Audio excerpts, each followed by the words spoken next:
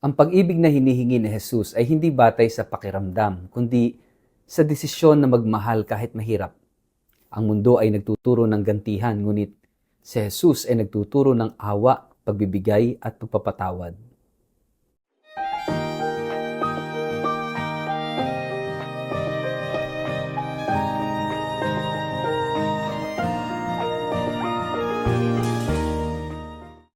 Ang mabuting balita ng Panginoon ayon kay San Lucas. Subalit sinasabi ko sa inyong mga nakikinig sa akin, mahalin ninyo ang inyong mga kaaway at gawa ng mabuti ang mga napupuot sa inyo. Pagpalain ninyo ang sumusumpa sa inyo at ipanalangin ang mga nang-aapi sa inyo. Kapag sinampal ka sa isang pisngi, iharap mo rin ang kabila. Kapag inagaw ang inyong balabal, huwag mong ipagkait ang iyong damit. Bigyan mo ang bawat humihingi sa iyo, at kung may kumuha ng iyong ari-arian, huwag mo nang bawiin pa ang mga iyon. Gawin ninyo sa inyong kapwa ang nais ninyong gawin nila sa inyo. Kung ang nagmamahal lamang sa inyo ang inyong mamahalin, anong pagpapala ang nararapat sa inyo? Ang mga makasalanan man ay nagmamahal din sa mga nagmamahal sa kanila. Kung ang mga gumagawa lamang ng mabuti sa inyo ang gagawa ninyo ng mabuti, anong pagpapala ang nararapat sa inyo? Kahit ang masasamang tao ay gumagawa rin yan. At kung ang makakabayad lamang ang inyong pauutangin, anong pagpapala ang nararapat sa inyo? Kahit ang masasamang tao ay nagpapautang din sa kapwa nilang masama, sa pag-asang sila'y mababayaran. Sa halip, mahalin ninyo ang inyong mga kaaway at gumawa kayo ng mabuti sa kanila. Magpahiram kayo na hindi umaasa ng anumang kabayaran. Sa gayon, malaking gantimpala ang tatamuhin ninyo at kayo'y magiging mga anak ng kataas-taasang Diyos. Sapagkat siya'y mabuti kahit sa masasama at sa mga hindi marunong magpasalamat. Maging mahabagin kayo tulad ng inyong Ama na mahabagin. Huwag kayong humatol at hindi kayo hahatulan. Huwag kayong magparusa at hindi kayo parurusahan. Magpatawad kayo at kayo'y patatawarin. Magbigay kayo at kayo'y bibigyan din. Hustong takal, siksik, liglig at umaapaw pa ang ibibigay sa inyo. Sapagkat ang panukat na ginagamit ninyo sa iba ay siya ring gagamiting panukat sa inyo. Ang mabuting balita ng Panginoon. Word of the day, hear what God has to say.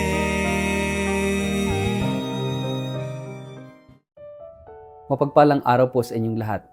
Kumusta po kayo? Ang ating pong word of the day ay love, pag-ibig, pagmamahal. Narinig po natin sa ating gospel ngayong araw na ito ang pagpapaliwanag ng ating Panginoong Hesus tungkol sa kanyang version ng Golden Rule. Yung Golden Rule, tinuturo sa atin noon sa eskwelahan, ayon kay Confucius na do not do unto others what you don't want others to do unto you. Pero sabi ng Panginoong Hesus, do unto others what you want others to do unto you. So, iba ang dating kapag ito'y nasa doing, wala dun sa don't do. Ito'y mas positibo, ito'y mas proactive na meron kang dapat gawin. At kung ano yung gusto mong gawin ng iba sa'yo, yun din yung gawin mo sa kapwa. Kaya nga itong gospel natin ngayon speaks about that. Yung pagmamahal sa kaaway, pagbibigay sa mga humihingi, at marami pang iba. Kasama na dyan yung pagpapatawad, kasama na dyan yung pagkakawang gawa, kasama na dyan yung pagdamay, yung pagtulong. Kung gusto natin gawin ito sa atin, mauna tayo. Kung ilalagay natin sa maikling pananalita, be the first one to love. No? Because the golden rule is no other than love itself. Love is something active. Love is not a noun but a verb. Kaya nga, ang utos ng Panginoon is do unto others. Ibig sabihin yung pagmamahal ay isang kilos, isang gawa na kinakailangang magbunga. At kung magmamahal ka, be the first one to love. Hindi yung iintay mo munang mahalin ka bago ka magmahal. Hihintay mo munang gawan ka ng mabuti bago ka gumawa ng mabuti. Kung gusto mo ng kabutihan, unahan mo. Unahin mong gawin yung kabutihan. Mag-take ka ng initiative. No? Kapag sinabing be the first one to love, you are taking the first move, the first initiative. Kaya nga, mahalaga maunawaan natin na bago pa tayo unang makapagmahal, una tayong minahal ng Diyos. No? At dahil una na tayong minahal ng Diyos, yung ating relationship sa ating kapwa, una na rin tayong magmahal sa ating kapwa. At yung pagmamahal natin kapag tayo yung unang gumawa, it will create ripple. Sabi nga ni Mother Teresa, kahit isang maliit na bato, itapon mo sa tubig, ito'y gagawa ng mumunting alon. Kahit mumunting alon lang ng pagmamahal araw-araw, kapag paulit-ulit natin ginagawa, araw-araw na tayo unang nagmamahal, it will make and create a big difference sa buhay natin at sa buhay din ng ibang tao. Kaya nga, ito yung golden rule. Love. And love is doing. Do unto others what you want others to do unto you. Gawin mo na. Gawin mo muna. Unahan mo na. And after that series of instructions from the Lord, maririnig naman natin, no? Yung para bang irony, no? Na kasi kung ano raw yung ginamit mong sukatan, yun din ang gagamitin sa iyo ng Diyos. Kaya kung gusto mong patawarin ka, dapat nagpapatawad ka. Kung gusto mong tulungan ka, dapat marunong kang tumulong. Kung gusto mong mahalin ka, dapat nagmamahal ka.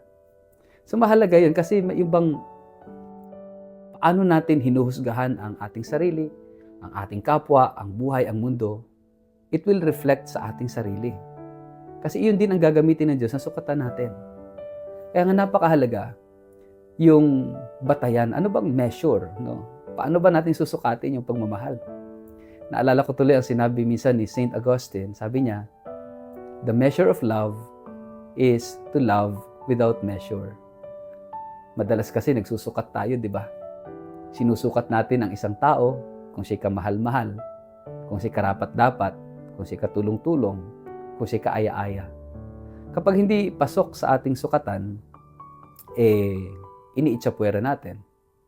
Kapag hindi na pasok sa ating sukatan, itataboy na natin. O kaya naman, hindi na o mababa na ang ating pagpapahalaga. Mga kapatid, magandang tingnan natin, ano ba yung sukatan natin? Ano yung sukatan mo ng pagmamahal mo? Ano yung sukatan mo ng paggawa mo ng kabutihan? Ano yung sukatan mo ng pagtanggap sa kapwa mo? Magandang tingnan natin yung sukatan ng Diyos. Huwag yung ating sukatan. Kasi yung pag-ibig ng Diyos ay walang sukat. Ang sukat ng pag-ibig ng Diyos ay walang sukat, walang hangganan. God loves us without measure at all. Kaya nga, napakahalagang tayo rin ay magsumikap na una, tanggapin natin yung without measure love ng Diyos sa atin. Or siguro sabihin natin immeasurable, no? Love of God for us. At sana, maging tayo rin ganon. Although, of course, we have limitations, pero hindi naman palaging excuse yun. Kung tayo ay nilikhang wangis ng Diyos, ibig sabihin, we can also love the way God loves. And it is God's grace to love like Him. Kaya mahalaga na magsumikap tayo, at least magsumikap tayo. Pero posible lang nating magawa yan kung tayo muna sa sarili natin ay tatanggapin natin yung immeasurable love of God. Para sa ganon, tayo rin, pag nagmahal, ay maging immeasurable din yung ating pagmamahal. Yung loving without measure. Kasi yun ang tunay na sukatan at batay ng pag-ibig. Yung magmahal ka ng walang sukatan, magmahal ka na walang batayan. So we are being taught of letting go. Tinuturuan tayo ni Jesus na i-let go yung ating mga sukatan, i-let go yung ating mga batayan. Just love every day. Kahit minsan nasasaktan ka na, kahit minsan nauubos ka na, kahit minsan nawawalan ka na. Huwag susuko. Kasi ang Diyos naman, hindi naman sumusuko sa atin eh. Kahit ba tila para bang nag-i-invest ang Diyos sa atin at palugi yung investment niya sa atin, God will always invest on us. God will not regret, no, in investing Himself for us. Kaya kahit walang balik o kahit kaunting balik, hindi yun panghihinayangan ng Diyos. Kaya nga, ito yung ating hilingin biyaya sa araw na ito, na matuto tayong tunay na magmahal, yung walang sukatan at walang batayan. At ito yung magsilbing golden rule natin sa buhay. Hindi passivity, hindi passive love, kundi active love. Pag-ibig na may ginagawa para sa ikauunlad, hindi lang ng sarili, higit sa lahat ng ating kapwa. Ito yung ating hilingin sa araw na ito. Sa ngalan ng Ama at ng Anak at ng Espiritu Santo. Amen. Ama naming Diyos, turuan at tulungan mo kami ng iyong mga biyaya upang kami ay makapagmahal na walang sukatan at batayan. At naway ang pag-ibig na ito ang maging panuntunan, maging batas, at maging gawi ng aming pang-araw-araw na pamumuhay. Sa iyong grasya at sa iyong biyaya. Amen. Pagpalain po kayo at ingatan ng makapangyarihang Diyos, Ama at Anak at Espiritu Santo. Amen.